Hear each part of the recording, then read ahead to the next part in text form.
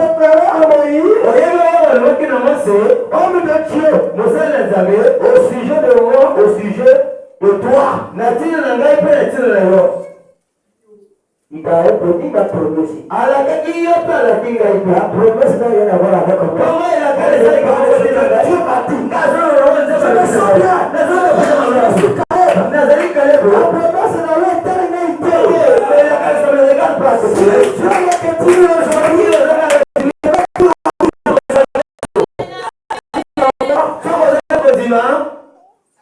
nous deux, c'est ça qu'on peut donner. Alléluia. Je suis dans mes droits. Je suis fils. Si tu étais la promesse à Dieu,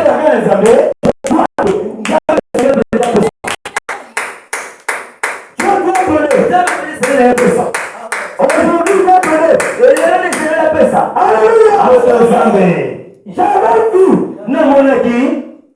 mon histoire. Alors que les gens on ne voyait pas ce qui c'était. Quand cet homme-là, moi, j'étais devant Branham. Alors les gens demandaient la guérison. Ils demandaient l'argent. Voilà mon vu.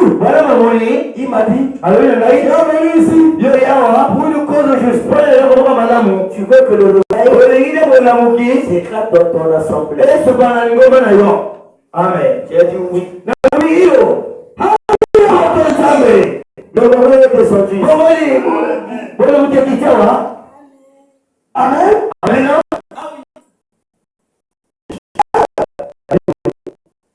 Si tu ne peux pas cacher la planète, tu dois aller. Moïse, homme de Dieu. Moi, c'est au sujet de moi et au sujet de toi.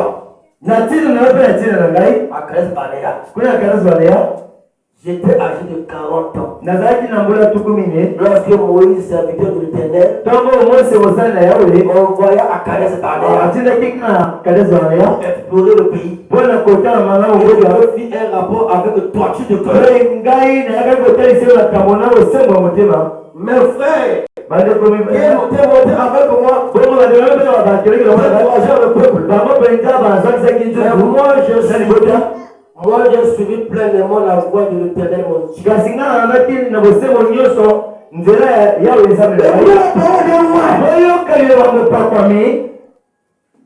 Les voix ont dit non. Caleb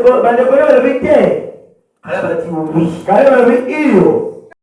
Ma voix qui était montée avec moi. Encourager le peuple. Mais moi, j'ai suivi pleinement la voie de l'Éternel, mon Dieu. Et ce jour-là, Moïse jura en disant, le pays que ton pied a foulé, c'est ton héritage. À perpétuité. Toi, pour tes enfants. Alors, tu as pleinement suivi la voie de l'Éternel, mon Dieu. Maintenant, voici. L'Éternel m'a fait vivre. Comme il a dit, il y a 45 ans. L'Éternel parlait ainsi à Moïse. Lorsqu'Israël marchait dans le désert. Et maintenant, voici, je suis âgé aujourd'hui de 85 ans. Alléluia! La promesse que Moïse lui a faite, il avait 40 ans. Il a 45 ans. Josué a réclamé sa part. Aujourd'hui, combien de jours? J'ai déjà fatigué. L'argent te dérange. Alléluia. Amen. Tu n'as pas l'argent. Tu n'as pas de moyens. Tu n'as pas de voiture. Tu n'as pas de maison. Tu n'as rien. Donc ta foi est incapable de posséder. Je suis encore vigoureux. Comme un jour où Moïse m'envoya. J'ai autant de force que je l'avais alors. soit pour combattre, soit pour sortir. Dans le mois de cette montagne, l'Éternel parlait dans ce temps-là. Quand tu as pris alors qu'il se trouve des Anakim. Alléluia. Josué réclame. Encore les fils d'Anak. Il a dit de force. Comme il y avait avant. Il y a déjà 85 ans. Et je me fais la promesse. Il y avait 40 ans. Et aujourd'hui, il y a 85 ans. Je suis encore vivant. Amen. Tu dois demander à Dieu qui te donne ta part. Alléluia. Il a promis des choses. Amen. Dis à Dieu. Le bon ensemble. Mon héritage. Tu me fais la promesse. Tu es obligé d'accomplir cela. Que Dieu te donne ta part.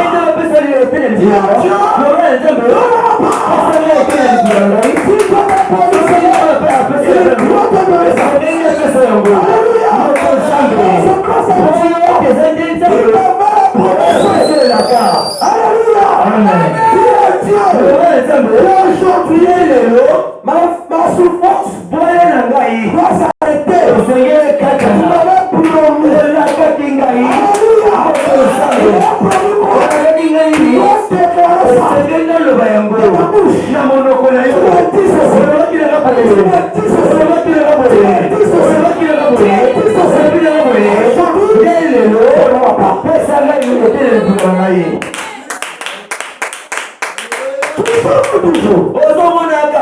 Alors que Dieu t'a donné la promesse, tu dois récupérer ta part. Amen. Toujours maladie. Tu dois récupérer ta part. Tu dois prendre qui t'est permis.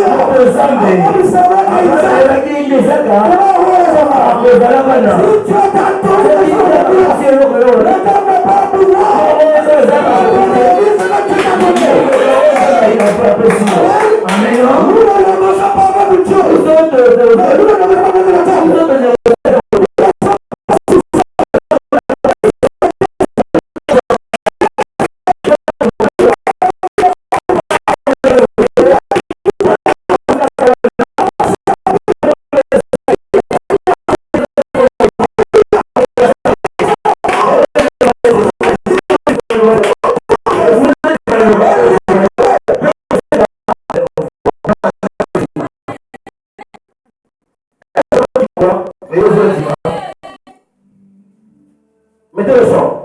Motivation. C'est la chante. Ok. Je vais vous donner une nouvelle carte. Écoutez ces deux. On dit ici. Maintenant, si que craignez l'Éternel. Et servez-le avec intégrité. Parmi vous tous qui êtes ici, quelqu'un nous sauve. Pas pour mes erreurs. Vous pouvez vous laisser à votre bien que c'est la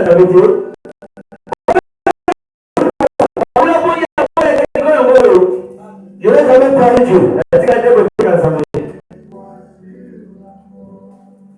Combien de souffrances?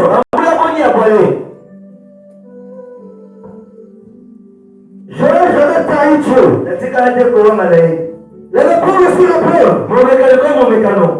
Vous connaissez ma condition? Comment ma maison a coulé? Le frère a toujours aujourd'hui. Il m'a dit, tiens-toi bon. Alors il a aussi maman j'ai le contrôle.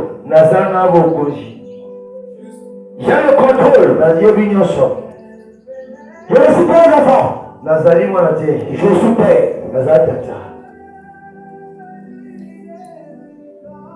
Je te dis aujourd'hui, c'est la parole de Jésus. Les hommes ne veulent le choix. Ça veut dire que Josué,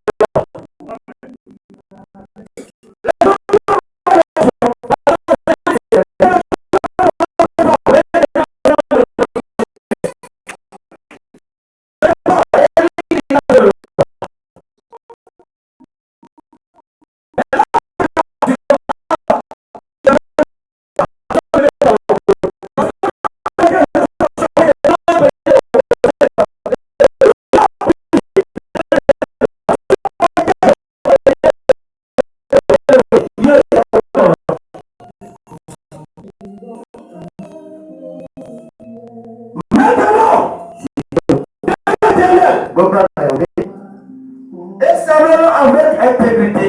Mais vous savez, vous savez, vous savez,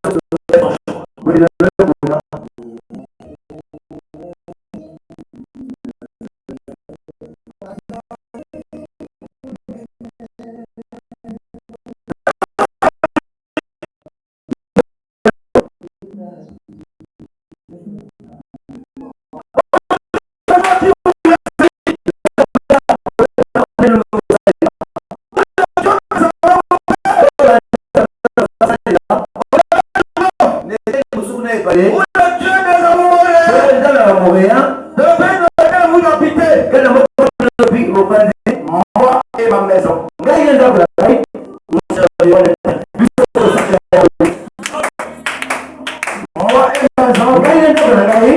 Nous servons l'Éternel.